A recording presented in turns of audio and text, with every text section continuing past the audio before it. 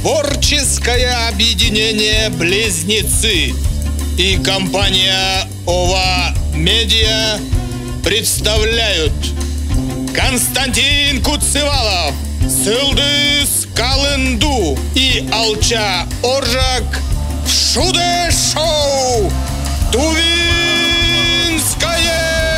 время». Всем привет! Видите, в какой я малине сегодня сижу? В смысле, мы что, все женщины? Что значит малина? Ну, я имею в виду, что вы красивые. Ну тогда да. Владимир Сумрачный здесь, в вашей студии. Константин Куцевалов, меня зовут Сылдыс Калынду.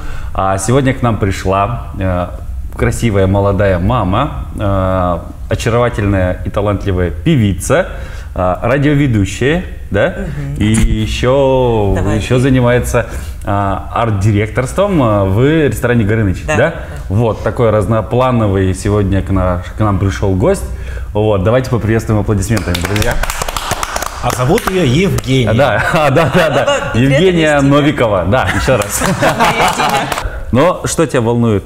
Что тебя бесит? Что меня бесит? Да, проблема нужна. Проблема нужна – это медицина. Меня это бесит, и я сама приехала с Красноярска, и я вынуждена была уехать туда рожать. Я не буду, подробности, но вплоть до того, что от меня отказались здесь, сказали, что мы не можем дать должного лечения, давайте отсюда куда-нибудь решайте эту проблему сами. И вот эта проблема, она висит очень большим куполом над всеми, начиная от маленьких детей, взрослых людей, пожилых, да, это глобальная проблема, и не проблема наших больниц или наших врачей, у нас просто нет кадров. Вот это проблема. Почему у нас... Оборудования, по-моему, не хватает еще. Оборудование есть, знаешь, закрытое такое за дверью, потому что нет специалистов, которые могут на нем работать. Включить. Да. Включить, начать работать, да. У нас реактивов нету, до смешного кровь сдавать, у нас нет реактивов. То есть в нашей стране лучше не болеть. Что такое реактивы, когда кровь? Короче, кровь, реактив берешь, это какое-то вещество, допустим, магний. Вот спасибо, чтобы какое-то. Да, с кровью, когда взаимодействуют, там какой-то результат, да. Да, на выявление каких-то отклонений, на выявление каких-то там... Сахара. Я не знаю. Захотел ты выяснить, нормально ты или нет, пошел, надо сдать реактив. Надо сдать кровь. Кровь, а там... ты по-другому объясняешь. Кто убийца? Какой-то порториканец, да? Вот это и даже начиная с палат, со всего. То есть у нас нет мест, у нас нет комфорта никакого. Отношения,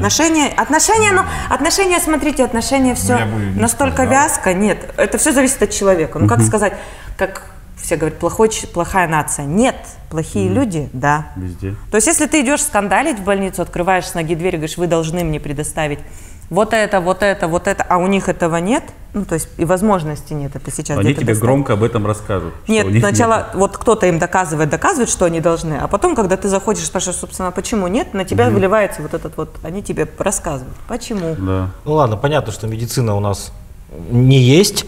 Я хочу спросить про «Голос Азии» вернуться. Что там вообще происходит? Интересного? Кто вас слушал вообще по утрам? И какие были интересные случаи? Это, во-первых, как называл наш главный редактор, перлы были. Это когда приходит человек, и ты начинаешь шутить, и понимаешь, что ты куда-то пошел не туда, и в этот момент обязательно фокусировать. На нем был фокус, его потом вырезали, куда-то вставляли. Я одного гостя обозвала оленем. Специально? Не получилось так. Нет, он танцевал, и это было я с Пляши, олень! Это было я с Дапаем, тогда приехал. А я с Дапай танцор, да. То есть Аяса Аль-Дапай назвал оленем? Да. В прямом эфире. На камеру. То есть... Дважды. Да. И как он отреагировал? Он с юмором понял. Поскакал на тот же. В упряжку. Вроде ускакал, вроде не обиделся. Вроде не обиделся. Нет, там был момент, что мы вспоминали «Шаг вперед», и там был танцор лось. Ты будешь олень тогда, чего уж теперь. Сейчас козел подойдет и нормально. Баран еще. И я просто сказала, я говорю, ты хочешь танцевать так же, как олень? И просто... То есть перепутала. Вот смотрите, обидные эти слова. Баран, олень, петух, да, козел. Там Свинья. Овца. Свинья, овца. Это все обидные слова. Почему именно эти животные? Конь. Это же не просто... Ты представляешь, какая животным я вот обидно? про что я говорю, если бы, например, я скажу, ты слышишь стрекоза, по-моему, не очень обидно, да? Белая стрекоза любви. Бык, тигр, наоборот, это круто, да? Как бы. Одни животные, то есть это круто, а другие животные это вот олень. То есть, если тигр, да, это круто. А если коала, то как бы уже так себе, Ну, да? коала, это, ну вот коала, ну, что ленивец, ты в я не постели знаю. как баран, ну это не очень, по-моему. Ты сам представляешь, а ты в постели как Как тигр, тигр, это да. вот прям рр, да, вот это вот. Да. Ты в постели как дикобраз. Вот это неплохо. Клюешь иголками, Или как муравьи. Как богомол. как самка. Ты как- Кем бы ты дуэтом хотела спеть из наших там звезд? Вот, у нас, Чи Салчак, там, Ишкин Углу. да. Там А, кто? Херел Микперол. Сылдыс Калынду. Сылдыс, ты прекрасно поешь, но пусть это будет таким твоим Не ты. домашним хобби, да, домашним хобби. Из... Нет, в российской, конечно, шоу-бизнесе. Ну, Ну так. что, нафига нам в России, мы в Туе живем? Давайте Ну, из Туи да, истории. из словенских. Нет, не нафига нам Россия, конечно. Спасибо, Сайлы Россия, Камон. матушка. Сайлы Камун? Да. Сайлы Камон. Да. Круто. Во-первых, мы с ней и общались, и я неоднократно встречались на квартирниках. Я была солисткой группы «Союз». Есть у нас такая группа. И мы на квартирниках с ней пели. Ну, как бы она пела, я пела отдельно. А сейчас На есть месте. эта группа? Она есть, да, группа. А кто Есть. там? Я вот буквально на 20-й день после... То есть пока еще не Рождение. развалили союз. Они союз развалили давно, я тебе хочу сказать, про какой ты, смотря, говоришь. Но тот союз нет, он еще есть, и в него входит... Назовите его СНГ. Нет, там... Это, по крайней мере, Union. такое дальновидное название, если что. Они выступали вот в филармонии, нам было 5 лет, этой группе. И почему? Они гастролируют в Новосибирске, были в Иркутске, в Красноярске. В каком стиле? Вот как раз Водка. собранный. Вот как раз водка. Собранный, то есть они будут рок, джаз, старый. А кто там играет? Круто. Там Алексей Сая, Ага, знаю. Знаю. слушайте. Алексей Салчак, Знаю. Наиль О. Салчак, Какие Все люди. Салчаки? Наиль Салчак, А, нет. Салчак Салчак только. только. Владимир Семчит там поет, Ага. Павел Фирсов, директор группы, Угу. он с Красноярска. А, Ну, вот. тоже тут Союз Альянс? Да. Я вспомнил, да. Союз Альянс. Первый да. вокалист ты, да, был? Первый вокалист я была. Первый А, сейчас вокалист все, да? Ну, я Сейчас. пока отошла. в творческом. Нет, Я выступаю, когда сюда приезжают, у меня есть, я с ними выступаю, репетирую, выступаю, но на гастроли пока я не могу. Ну, понятно. Да, Да. по понятным По причинам. понятным причинам. А скажи, пожалуйста, ты получила, сейчас же вот Вот что-то... я получил. А ты получила?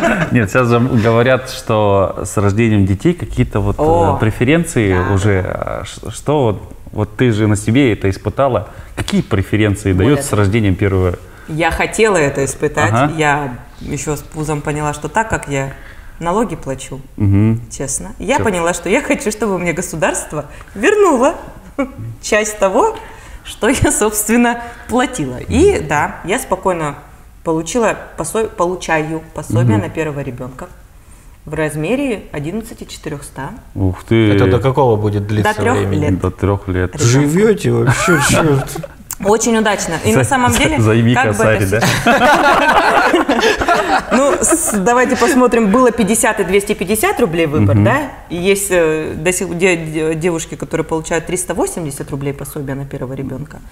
А это все зависит от лени, во-первых, человеческой. Не узнать, не пойти, не какие документы куда-то, что побояться, страх. По всем этим Да, по собезам. всем. Во-первых, я получила изначально, грубо говоря, в районе 90 тысяч, только декретно. когда родила. Ну вот Да. это родовой. Родовой. Родовые То, деньги. что я родила, получила. Ну, организация. От ФСС. Организация да. подает документы, да, обязательно. И мне Фонд медицинского страхования. Да. Фонд То есть я Ой, смотрю, медицинского ФСС. социального страхования. рожать сейчас доходное дело. как бы, да? Ну, не для нас, Вова. А у вас есть уже первый? У нас? Вот второго сейчас? Нет, не у вас. У нас? У вас это не та Ну, как страна. бы планировали, Это вот не что-то. та Ну, страна. что-то не получается у У нас. них по У отдельности-то нас есть? не та как говорится? страна. Вот сообщим что-то. Давайте как-то там. А Да. то же даже усыновление, если вы усыновите, дают. Да нет. Те же самые. Вот смотрите. Надо подумать. Подумайте, да. Какое у тебя есть хобби, вот твое там любимое занятие? О, Это много. Это кроссфит. Знаем, что это такое, да. Ну, это круто. Каждый вечер я... Кроссфит. Ну, шучу. То есть ходишь в спортзал, занимаешься именно кроссфитом. Кроссфит это, объясним, да, зрителям? Кроссфит это такой вид спорта, он такой новый, так скажем, преобразование, которым связано, создано несколько сразу же направлений, правильно? Да, на выносливость, спорт на выносливость. Да. У нас же этот, помните, наш общий знакомый, это Дима Беляков. Он же кроссфитом увлекается. Да, Дима, тебе привет. Да, Дима, если ты нас когда-нибудь вот, увидишь. И, кстати, когда вот он начал заниматься, он такой преобразился, у него стало такое тело. Тело начинает сразу, то есть рельеф видно сразу. Во-первых, потому что ты работаешь на все группы мышц. Верно. И самое важное это, ну, выносливость там, конечно. То есть у тебя есть тут же подход по штангам, ты должен сделать там несколько выходов на кольцах, потом прыгнуть бёрпи, перепрыгнуть на эту тумбочку, потом прошагать с гантелями, вернуться обратно, попрыгать на скакалке. И это все уложить как можно быстрее. Как можно быстрее. Короче, это зов джунглей передача для взрослых, да? Ну, грубо говоря, да. Во всех сейчас социальных сетях идет какая-то пропаганда красивых однополых вот отношений. Именно ставится уклон на «смотрите, как это красиво». Вот, то есть там девушка и девушка, или спасибо, смотрите, какая красивая. Правда, вопрос то есть задается, правда ли это красиво и правда некрасивые. Или делается уклон. Мужчина, не мужчина взял, да, ребенка Дауна, а мужчина гей взял вот ребенка Дауна, и вот смотрите. То есть типа, повестка дня формируется по-иному. Традиционной ориентации, мол, вот такие безжалостные, там, некрасивые. Нам это навязывают. Как будто мы должны быть и обязаны быть толерантными. То есть это эталон какой-то, что ли? Это сейчас складывается, ну сейчас нас подталкивают, очень массово подталкивают к тому, что мы должны быть толерантными. Но, допустим, я не считаю этих людей плохими или хорошими. Я могу смело сказать, что у меня был друг, ну, он сейчас в другой стране живет, и у него была нетрадиционная ориентация. Об этом я узнала. В этой стране ему тяжело, видимо, жилось, поэтому он уехал, да? Я об этом узнала очень случайно. Ну, то есть для меня был друг, мы с ним общались, у него была, оказывается, для прикрытия вот девушка. И, как у Киркорова. Ну, видимо, да. Ну, то есть он создавал впечатление традиционного. И когда я узнала, что, оказывается, там есть другая сторона Луны. Как в песне. Как в песне «Другая сторона Луны». Неприятный он для меня не стал, потому что он меня в эти подробности своей личной жизни, ночной там или дневной, уже не посвящал. Он просто был таким же другом. Да, ну как бы гей. Он был геем, да? А есть 3/14 расы, понимаешь? Вот они как бы есть. 3/14 расы. Вот они как бы, они есть такая раса на Земле, да? Я когда это пока вроде не плодятся, а все больше и больше. А все больше и больше. И вот бедным женщинам бороться не за что. Понимаешь, ладно, раньше с бабами боролись за конкуренцию, сейчас еще с красивыми мужчинами придется бороться за конкуренцию. А вот эти вот красивые мужчины, интересно, если вот они не традиционная ориентация у них, интересно, какой они медициной пользуются? Тоже не традиционной? Я и против показных отношений традиционных. Ну, то есть вот мне не нравится, правда, когда люди будут сосаться на улице, ну, да, или лапать друг друга, или вот эта рука в штанах сзади, или вот это вот начинание, вот это тоже неправильно, это тоже неправильно, это некрасиво, это не культурно. Может, тогда глобальная проблема в том, что у нас не хватает культуры интимной жизни? Но это же секрет, да. Это же интим, интим само по себе должно быть скрыто. Может быть, если мы будем держать это при себе, как-то за закрытыми дверями. Надо держать, Володя, один хороший фильм «Москва слезам не верит». Это когда они там на пикнике собрались и начали про Гогу, про Жору, там, про Гошу рассказывать. И один из научных сотрудников говорит, когда у Гоши вырезали аппендицит, извините за интимную подробность, даже такие вещи. Да. Было, да, это внутренний. А сейчас все на показ. Ну вот. Все недостатки людей пытаются сделать в достоинство, преобразить в достоинство, сделать из этого показуху. Это вот сейчас ущербность вытаскивать, ну как бы не ущербность, а, допустим, недостатки. Неправильно сейчас сказала, надо это вот. Ну, перефразируй. Да. Мы все равно то поставим. Ну ладно, шучу. Я не считаю людей ущербными, я считаю ущербным их поведение. Вот. Мне не нравится их поведение. Я не люблю наблюдать вот за этой показушной любовью. Я не должна это принимать. Почему я должна это принимать, если мне это не нравится? Меня, знаете, что волнует? Я сегодня это только понял и, видимо... Хороший день у тебя 30 лет к этому шел. Камин-аут будет сейчас? Нет. Я сегодня только понял, что меня действительно раздражает кафешки, которые находятся при, допустим, торговых центрах и которые пахнут на весь этаж. Потому что ты сам пахнешь этим лапшой. Невкусненько. Да. Нет, Невкусно я не тебе? знаю, вкусно-невкусно. Пахнешь Только сегодня дошел до этого, да? Ну, до этого нет. бродил, ходил, ничего. Сам Это пах, а тут плохо. откуда-то еще пахнет. Но это видишь, можно же, это же как Это вытяжку плохое сделать, качество вытяжку услуги. сделать. То есть Да. кто-то сделал продукт достаточно некачественный. Ну То есть прикинь, вот там же вытяжка есть туалет, который двери. также будет пахнуть. Нет, вытяжка, буквально вытяжка двери, стулья и, ну да, и дальше погнали масло, там продукты, и уже по-другому пахнет. Да. А в основном, то есть это просто некачественный, тебя раздражает некачественный продукт. Любой. Это может быть, начиная от какого-то производства, это продукт, ну, даже... Нет, это просто вот книга, реально, там это так, всё. а учитывая, что у нас кафешек в Кызыле, как в курортном городе, я в Сочи столько кафешек и столовых не видел в Кызыле. Реально тут каждый дом, да, там с торца или где-то есть какая-то харчевня, да, вот, бистро и так далее. И вот у них у всех эти проблемы и с вытяжками. Ходишь, Потому что нюхаешь человек, целый день. я могу тебе сказать, как человек, Ходишь, работающий нюхаешь. Сколько не проходил. с 12 лет Принюхиваешься. в общепите, это в любом случае люди будут есть. А даже во время, грубо говоря, во время войны, да, ну, или во время всего, кафешки-то существовали. Вот эти дома, где кормили, они были. Солдатов же кормить надо, Да почему солдатов-то? людей. Людей, конечно, это всегда было. Парикмахерская вот еще всегда. Цирюльня? постоянно. Ну, вот тоже, откуда да. появилось бистро, собственно говоря. Да? Из парикмахерских? Нет, это не других парикмахерских. Ну, быстрое Бистро кафе, быстро. появилось. Быстро забегали. Да, когда российские солдаты Да. вошли в Париж. Да, серьезно, они сидели, и Быстро, французские вот эти официанты, валеты бегали, они им, вот русские кричали: них было быстро, мало быстро, времени. быстро. Не-не, Да, и вот халдеи, быстро, да, быстро халдеи. Да, и вот оттуда все верно, Быстро, Константин. быстро, да. оттуда. А, да? Ну, это Бистро, серьезно да, сейчас. быстро. это- Им надо было намахнуть, быстро закусить и дальше, пока проходит его отряд по улице. Быстро. То есть они не сидели там, там песни не пели. Им надо Им было надо быстро очень поесть. быстро было. Поэтому а французы очень умные. Быстро. Да. Бистро. Мгм. И торт Наполеон А ты сразу, да? тупой. Всему очень быстро французы. Надо учатся, как-то. да. Они просто есть хватка. Русские, они же обычные На были. французских хватка.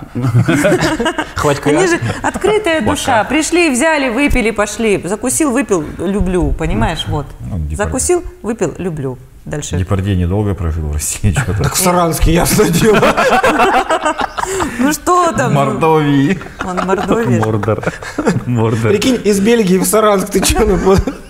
У него, кстати, дом просто в Бельгии, я знаю. А у него же был дом. Он просто был в гостях на законных основаниях. А паспорт зачем Вот это, получил? вот это чтобы гости было- гражданство дают. Вот я приду Паспорт. к его в гости, у меня хоп и прописал сразу. А паспорт, знаете почему? допустим, Потому что потом хер во выгнал. Франции дикие налоги. Ты зарабатываешь, допустим, 100 тысяч евро, и ты должен там там 80 Во Франции тысяч. очень ужасные налоги, абсолютно Отдать. неправильные законы. Мы были 2 года назад И нас посадили на повышение совершенно ни за квалификации. что. Приезжал француз.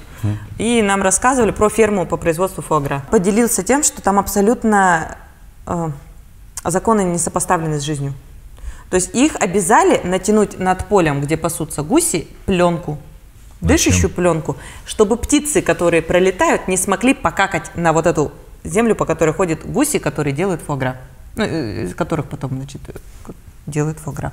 Потом у этих гусей не должно быть эмоций, поэтому они выведены искусственно полностью. Более того, они должны умирать нежно. Вот это мне очень понравилось. То есть это действительно так, и там целый процесс. У них там... То есть гусь – это закон, они платят штрафы, если гусь умер в муках.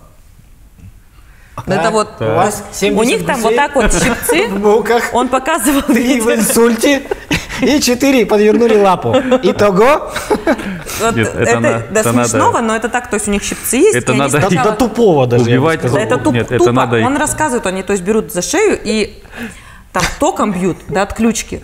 И только потом все процедуры вот эти нежно? проводят. Нежный Ну, как бы, током. это Нет, считается если это быстрая проходит, смерть. если это Это считается проходит быстрая под, смерть. под песней Юлианы Карауловой, значит это нежно. Ты что, ты хуже, чем ты думал? Я понял. Ну, у нее же там какие-то такие песни. Или если рядом сок добрый, то тогда можно. Мне кажется, сейчас у Глюкозы такие песни, понимаешь? И у Киркорова с Басковым вот такие песни. Такие. Вот такие какие-то. Вот такие у нас песни. Респект дня. Перейдем к респектам, Да. господа. Давайте. Мой респект фермерам, которые нежно убивают гусей. Нежным французским фермерам. Шучу. А вот я как-то... Не зря сейчас- петух — символ свободолюбивой Все Франции. верно. Толерантная Франция. Наверное, все-таки респект сотрудникам Роскосмоса. Все-таки они строят космодромы, запускают спутники. Наша ВКС работает по этому делу, безопасность страны. Поэтому и космонавты, в том числе и Терешковой, вот, первый спутник, первый человек в космосе, белка-стрелка. Первые животные. Поэтому космонавтике респект. У меня даже не респект, у меня скорее призыв. Дорогие друзья, давайте быть более адекватным, реагировать на все, что происходит вокруг нас. Каждый случай индивидуален, каждый живет, как ему хочется. Начинайте с себя, улыбайтесь друг другу, все у вас будет отлично. Наверное, я респект за интимную жизнь. Все-таки за пусть все, что в ваших Спальнях. в спальнях, в ваших квартирах и домах, на самом деле, или в ваших даже душах, сердцах, головах, мыслях, пусть оно будет все-таки в ваших. Ну и очень близком круге, как говорится. Первый круг, второй круг, третий круг. Пусть дальше второго круга не доходит. Они на лавочке в парке. Да, конечно, храните. Я все-таки респект интимности. И традиционным семейным направлением. Я толерантна, Ценностям. но давайте, пока меня это не трогает, да, пусть меня, если меня это не трогает, меня это не трогает. Я вот за папа, мама, папа мужик, мама женщина, мама. Дети. Дети, вот так вот. Мальчик, девочка, давайте так вот, мальчик, девочка. Я за мальчика и за девочку, вот так. Ну, на этой Собираем за мальчика и на девочку. Ну да. А то у нас два жениха. Ну, на этой веселой ноте закончим. Владимир Сумрачный, Сылдыс Калынду, Константин Куцевалов и Евгения Новикова. Спасибо. Спасибо! О!